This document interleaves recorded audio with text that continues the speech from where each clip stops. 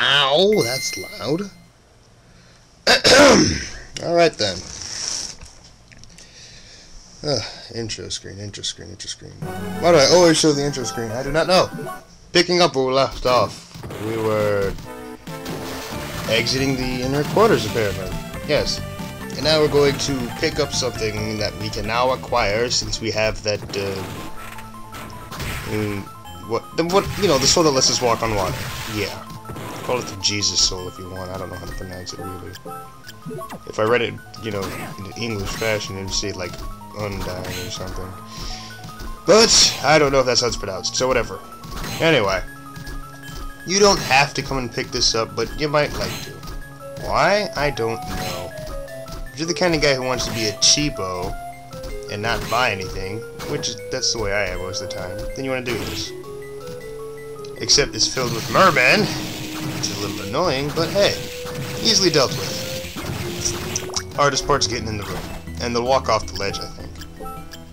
I initially didn't want to equip it, but then I decided since I'm playing on normal mode, why not?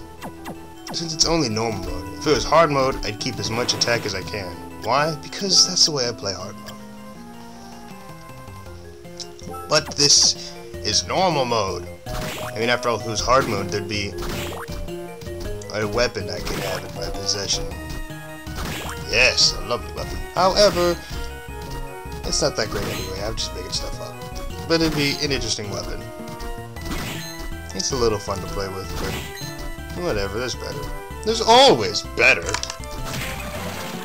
trying to see how well this thing can capture my voice. Oh well, I have a quiet voice anyway. It's quiet, but it travels far. Does that make any sense? Anyway, back to more important matters. Now that we picked up that little item there, which I forget about sometimes. But not this time, I have it this time. Ha ha ha. All this boring walking around. There's a way to increase movement speed, but that's at the end of the game. I don't know why I have to wait. Yeah, I do have to wait that long. Because it also increases your jump height and distance. Just checking my souls. Okay, we're almost at our destination. Means I can finally start talking about something else. Unequip. Ninja Soul. And the next area of the castle. This place is the Floating Garden. Dracula has some good taste, I suppose. Meet cockatrice. If you don't know what a cockatrice does by now, that's a bit of a shame. I suppose you haven't watched too many of my other videos, especially the Boktai ones, where cockatrices have a gaze that turns you to stone. So, yeah, that still applies here, except now it's kind of a diagonal thing. Let's see, what was that guy called? The Dead Warrior? He just rides around back and forth on a horse and swings around his pole arm, whatever that is. They're not really dangerous. Red crows, they drop the intelligence +4 thing. It's kind of funny if it's all things considered. And, red crows are like blue crows. They're not that dangerous. They just like to fly around. In fact, they're just souped-up versions of blue crows.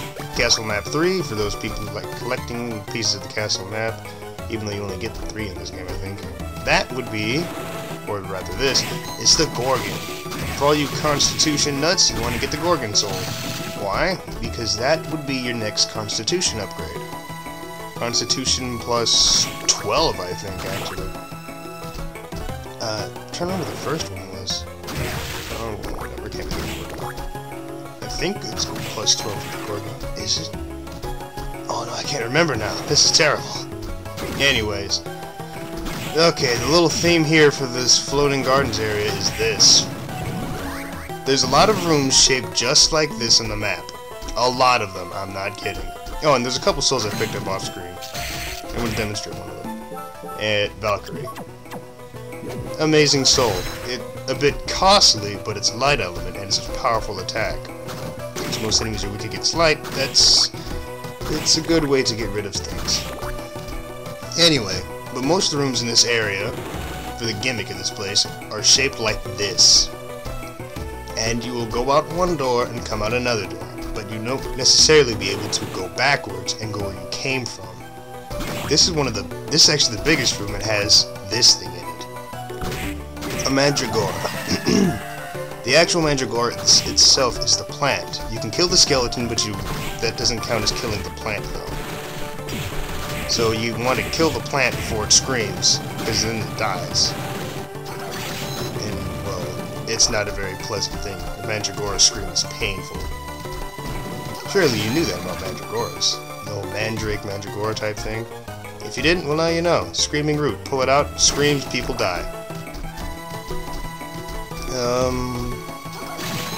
Yeah. This place has quite the interesting assortment of enemies. And, oh, here we go. We'll come back to this place way later, but for now, since I'm here and all, the Ripper Soul, that's a lovely soul to have. You'll see. It's kind of interesting, actually. But anyway, the Eagles carry the Rippers and drop them. This is the only place you find Altairs, is what they're called. That's what the Ripper Soul does, and that's a kicker skeleton. They drop an ability soul. Yeah, an ability soul. You can guess which one they give you by watching their movements. They give you the ability to do your jump kick thing. And we can't go that way yet. I wonder why. Something's stopping us from going that way. But anyway, if you want to get the kicker soul ability, the kicker skeleton soul, then go ahead. Because it is the ability that lets you, you know, you do your 2 jumps and then you can kick downwards. Just like in Harmony of Distance.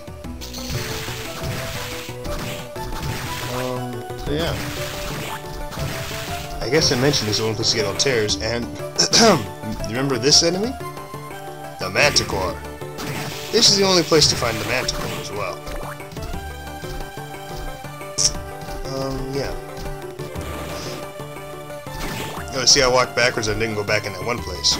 These are werewolves. These guys are a pain in the butt. They have 2 attacks. They'll just slide at you, or they'll do something else. The other one will show you. The devil, all he does is, like, you know, fly around and just try to smack you with his arms. He's not that dangerous. Yeah, werewolves throw balls of fire. That's it for this area. I mean, you can explore it all you want. Have fun. There's even a golem in there somewhere, but there's an easier place to find a golem. And this is the clock tower, but we're going to end this one with a cutscene. Here we have Graham. Interesting. I believe we were warned about Graham before. And now we get to confront him and see if it's true. Inherit? And here comes his flawed logic. Born on the day Dracula was destroyed. How many other people were born that day? Sorry. But it is a good question. And now we get to see an interesting reaction. Boom! Graham loses his mind. If they had played like some kind of dramatic little note here, that would have been amazing. But no, they didn't. It just keeps playing this kind of quiet thing. Oh well. That's it for this video, so see you in the next one.